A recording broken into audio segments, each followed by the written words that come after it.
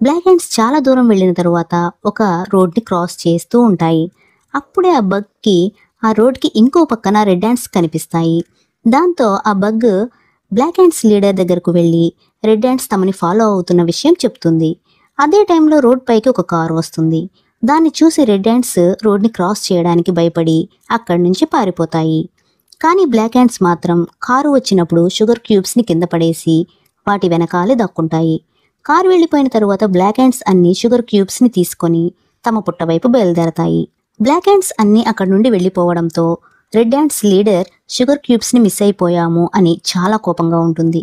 ఇంకో పక్క black hands ఫైనల్గా షుగర్ క్యూబ్స్ అన్నింటినీ తీసుకొని తమ పుట్ట దగ్గరకు చేరుకుంటాయి.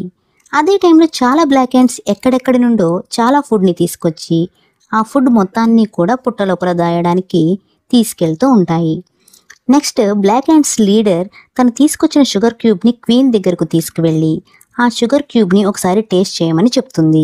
యాక్చువల్గా ఏ చీమ అయినా సరే ఫుడ్ని తీసుకొచ్చిన తరువాత దాన్ని క్వీన్ యాంట్తో టేస్ట్ చేయించి అది క్వీన్కి నచ్చితేనే కోటలో భద్రపరుస్తూ ఉంటాయి. ఒకవేళ క్వీన్కి ఏదైనా ఐటెం నచ్చకపోతే బయటపడేస్తూ ఉంటాయి. ఇప్పుడు క్వీన్ షుగర్ని టేస్ట్ చేసి దాని టేస్ట్ చాలా బాగుండడంతో బ్లాక్ హ్యాండ్ లీడర్ని మెచ్చుకుంటుంది.